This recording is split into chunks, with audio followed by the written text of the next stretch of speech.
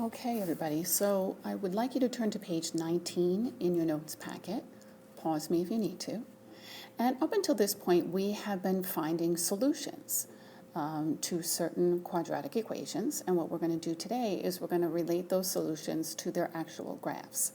Okay, so you're probably going to need a graphing calculator as well. So if you would take that out, you can pause me if you need to. And here we go. So let's look at the top here. So we've been talking about solutions up until this point, and that would be, when x is equal to a certain number. Now I'm going to go further than that today, but let's also note that the word roots or the word zeros all mean the same thing, these three terms, and you're going to need to commit that to memory. So basically what those mean are the x values at which the function crosses or touches the x-axis. So let's look at number 1 right here.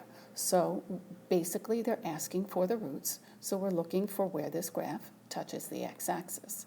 And if you look, it's touching the x-axis right here at x equals -2, at 0, and then again right here at x equals 3.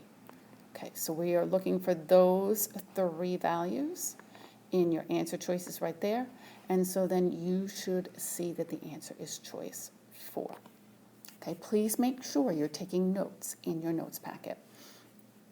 All right, look at number 2. What are the roots of the polynomial function graph below? Well, again, we're looking for where the graph hits the x-axis. Well, that's at -4, at 2, and at +5. Now, I don't really care if you write it like the answer choices for number 1. You can write that in set notation if you want. So you could say -4, comma, 2, comma, 5, like that. Okay, or you could simply say x equals -4, x equals 2, and I'm going to just throw this over here, and x equals 5. All right, that's completely up to you. All right, now let's look at number 3. 3 says, what are the zeros of this polynomial right here? Now, you have a calculator.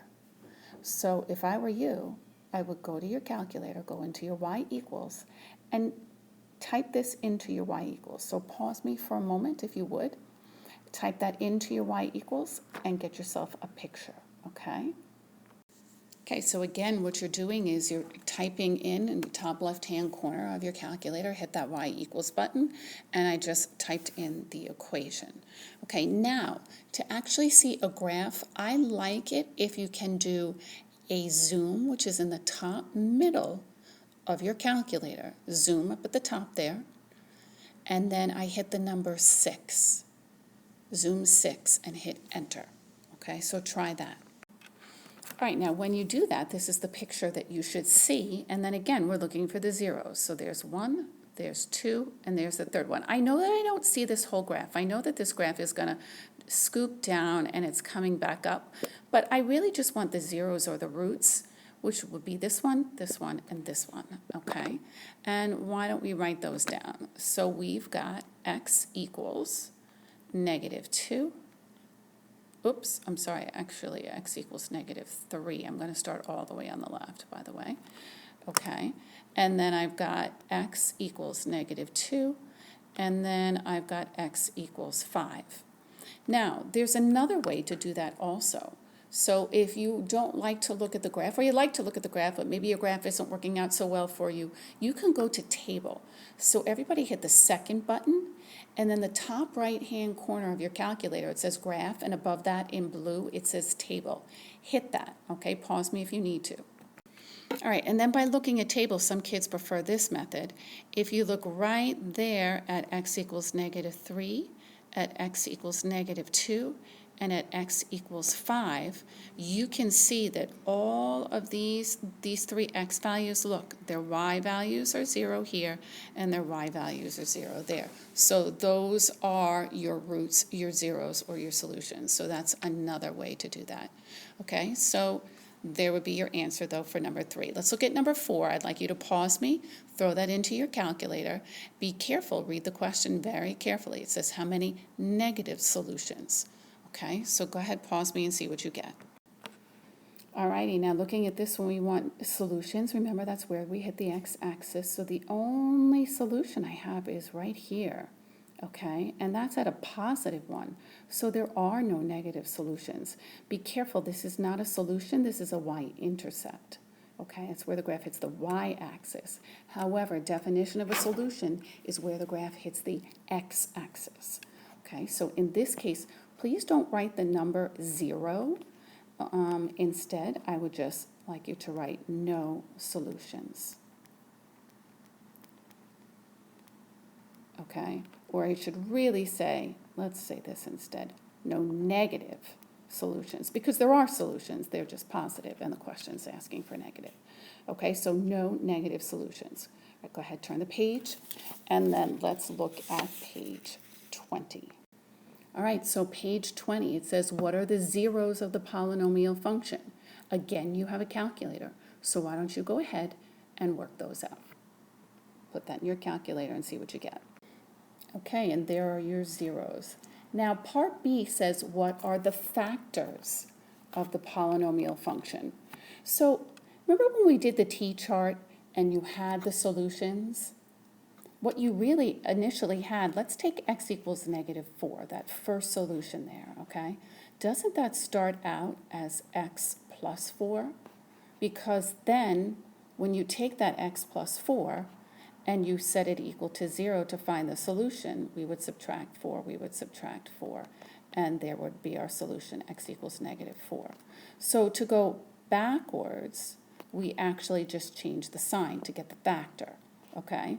So let me repeat that again. When you have a solution here, to get the factor, we go backwards and we just change that sign, okay?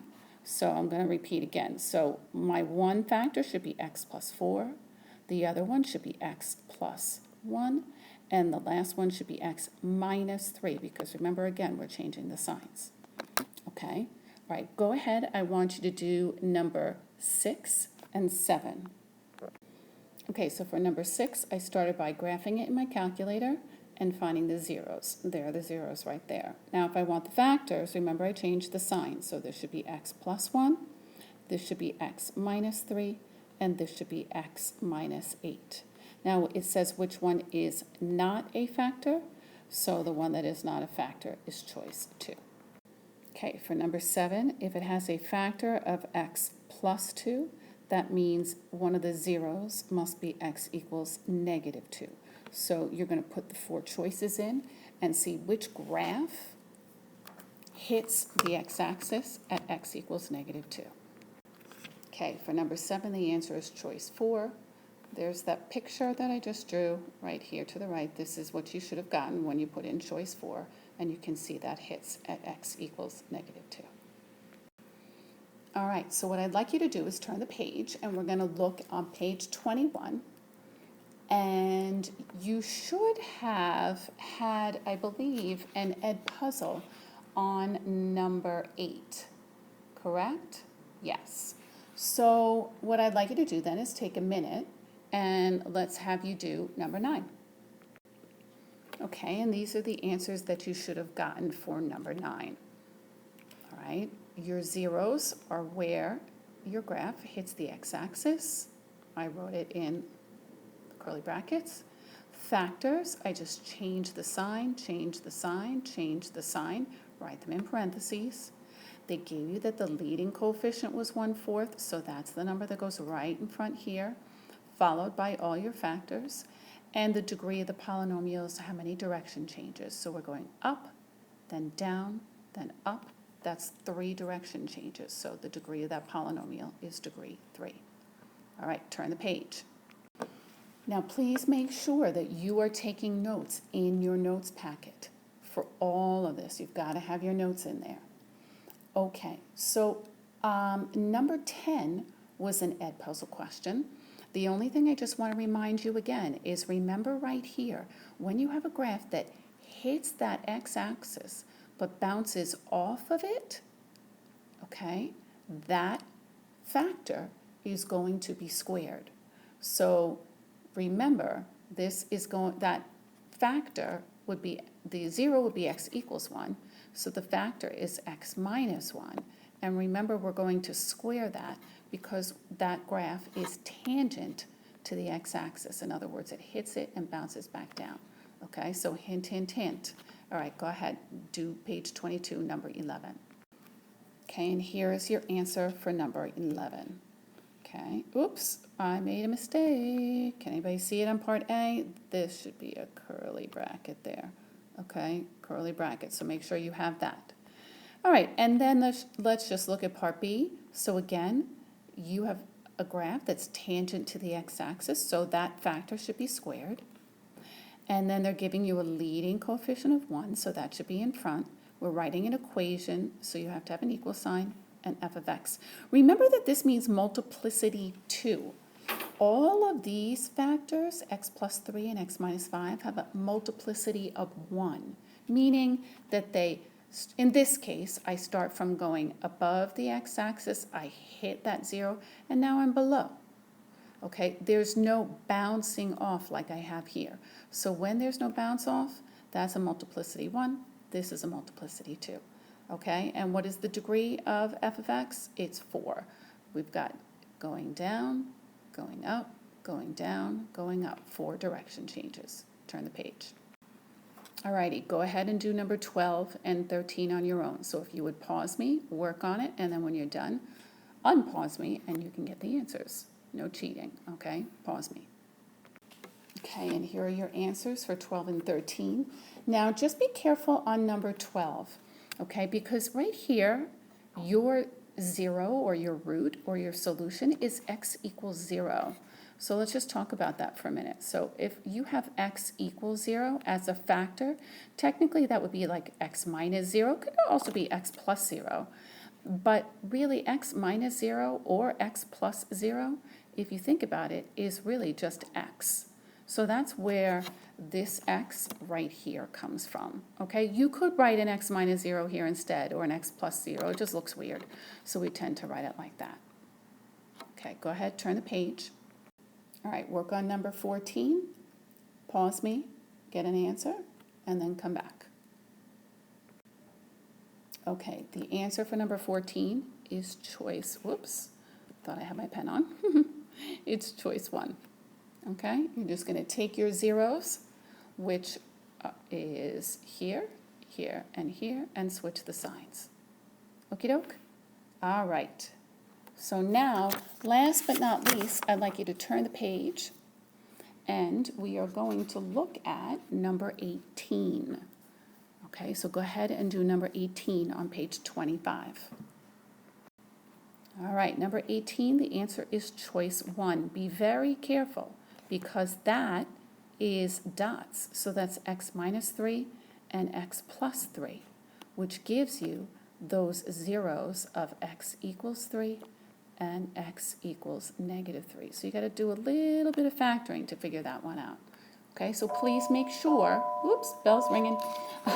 Please make sure that you took notes in your notes packet, and your homework tonight is going to be to do the Ed Puzzle equations of polynomial functions. Okay, that's in your calendar on Google Classroom. But again, Ed Puzzle equations of polynomial functions.